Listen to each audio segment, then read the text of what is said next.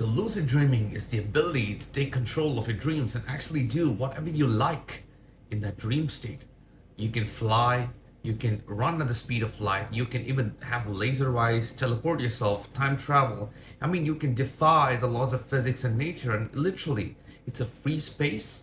You can do however or whatever your imagination goes into. So, how do you actually slip into this lucid dreaming state? Now, there are three steps. I will share you three effective methods that you can apply to slip into that lucid dreaming state as easy as possible. Now, you may find yourself trying to do lucid dreaming and trying to practice lucid dreaming in the beginning, but it may be very hard for you to even stay there. Or sometimes when you realize that you're in a dream, you kind of wake up.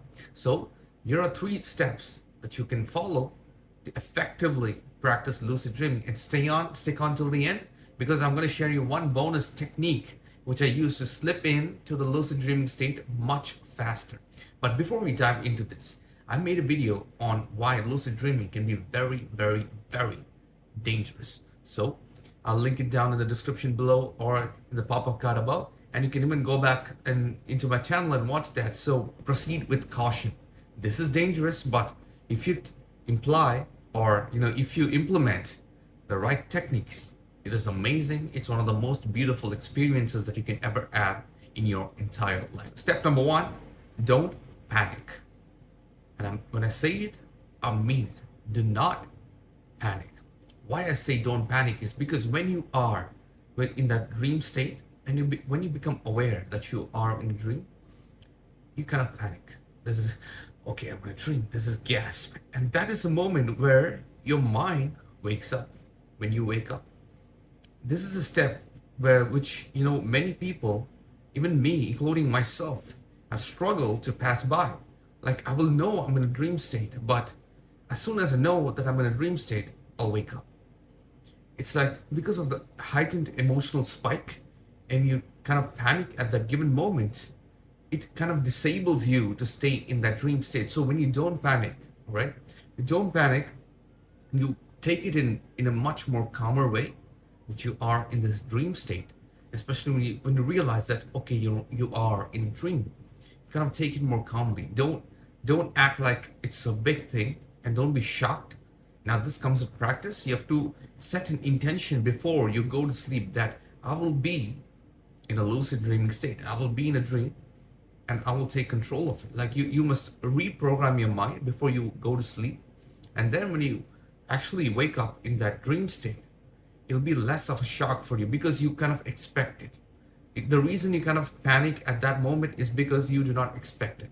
You never expected that, and suddenly when you try to decipher the dream and the situation around you in that dreamlike state, you kind of slip into the state of panic, which actually disables you to stay there for a long period of time, and essentially you kind of wake back up instead of experiencing the awesomeness of lucid dreaming. So step number one is don't panic. Now step number two is a quote from Yoda: do or do not. There is no try. Now what I mean by that is don't try so hard to take control of the things in your dream. What are you saying?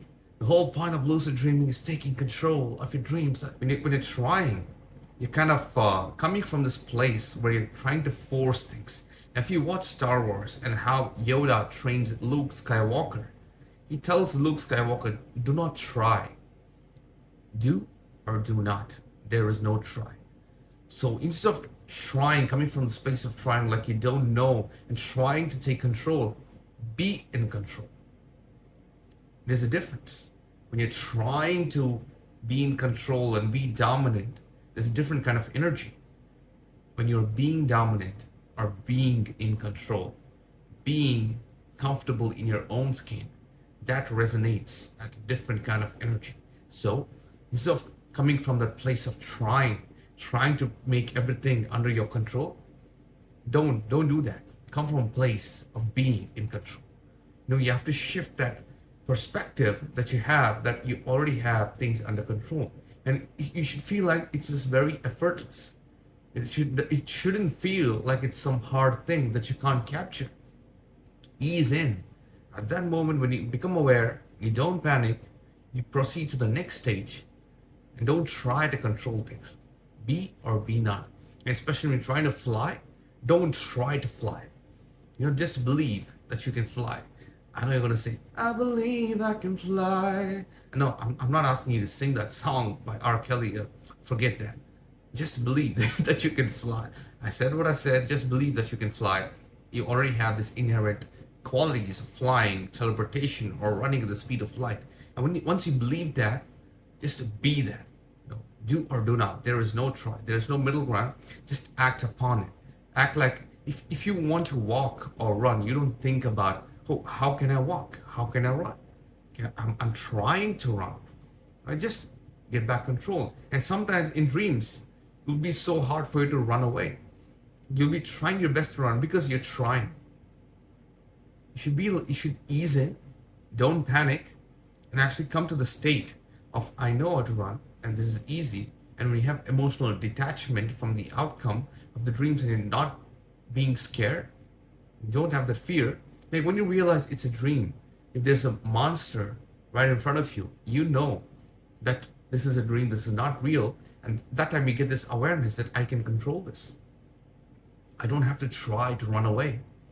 At that time, facing your fears in that dream state and actually being the higher version of yourself and being in control instead of trying to be in control, being that Superman or being that Flash or Iron Man or Hulk, just to be that person. Don't try to be some other person. And then the third and the final tip for you to effectively practice lucid dreaming is let go. Expect the unexpected. And what I mean by let go and expect the unexpected is a reference I would like to give you is when you watch the movie The Matrix and the small kid comes in and Neo was trying to bend the spoon. And then the kid is like, there is no spoon. And then Neo kind of gets this realization, he kind of becomes awake. And then he bends the spoon and realize this is a dream world. Let go of any expectations you have. Let go of your inner fears. Let go of your inner demons. And then only when you let go of your fears, inner demons, you'll be able to face them. And once you face everything else, expect the unexpected. Let go of your perceived laws of reality. Let go of whatever you learned. Just to be, just feel, just act in the moment. As the movie Matrix, you're holding a spoon in the dream world. There is no spoon. It's just a fragment of your imagination. A spoon can be a boat. A spoon can be a necklace. A spoon can be a mobile phone. You can bend the spoon. You can teleport the spoon. You can make the spoon into 100 different clones of each other that can walk, talk, eat, and dance. So you can get these ideas only when you let go that this is a spoon. Only when you let go that this is a cup. When you let go that this is a mobile phone. You can only learn to bend laws of physics only when you let go of your perceived belief or the belief that you have, no, this is a phone. It's supposed to act like this. And this is why you kind of wake back up eventually when you see clocks in the dream world, or even try to use mobile phones in the dream world, because it kind of appears very distorted. The numbers kind of appear distorted and it kind of scares you. And you're like, no, that's how the clock should be. This is not how the clock should be. I know how the clock looks. I know how the phone screen looks. And this kind of jars you and kind of distorts you. It kind of makes it much more harder for you to even practice lucid dreaming ever again. And every time you look at a clock, you kind of wake back up. It kind of scares you because you have this certain belief that a clock has to look a certain way. So expect the unexpected. Let go. Let go of your belief and expect the unexpected. Nothing is impossible. Everything is possible in the dream state. There's no laws of physics. There's no laws of nature that kind of tie you down or bound you at any given moment. So you are free to do whatever you want. You can even watch the movie Matrix to understand the concept, because as Neo become this enlightened being in the movie Matrix, he kind of realizes like everything is an illusion. Everything around him is not real. A spoon is not a spoon. The people are not people. And that allows him to let go, and then he lets go. That allows him to bend the laws of physics in that movie. So let go and expect the unexpected. Now, the bonus tip. Now, this is a technique which I use, which I used to use a lot at the beginning, and sometimes even now I use it, especially when I find trouble getting into the lucid dream state as soon as possible. So I will have an object, before I go to sleep, I will take an object, any object. For example, yeah, I have this amethyst stone.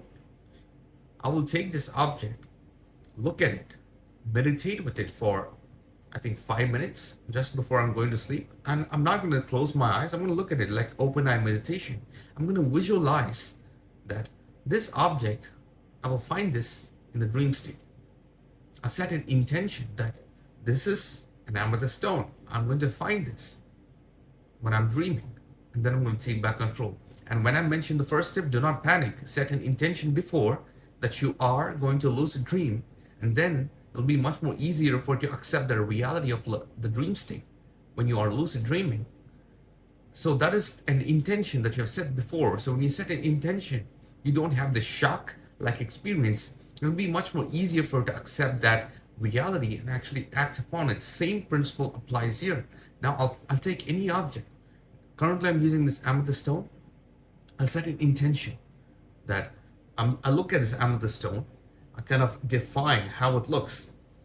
This is a raw amethyst crystal, and it has a lot of pointy, shiny, reflective surface, and it is coiled by a copper wire. And it has this nice butterfly pattern while being coiled in the back.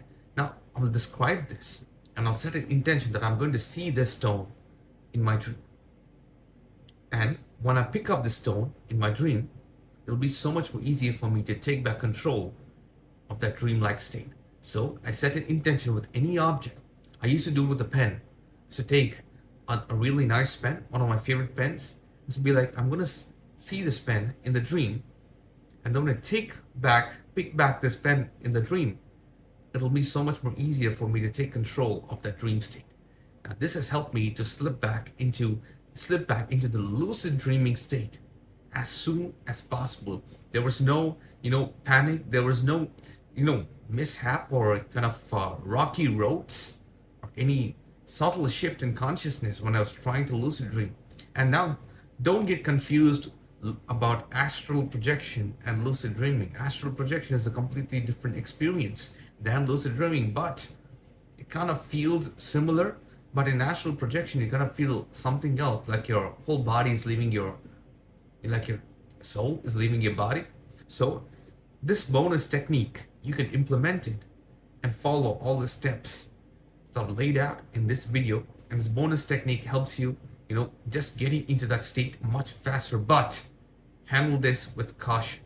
As I mentioned before, lucid dreaming is very, very dangerous if it's not used properly, or if it's done without any caution. So have fun, be responsible.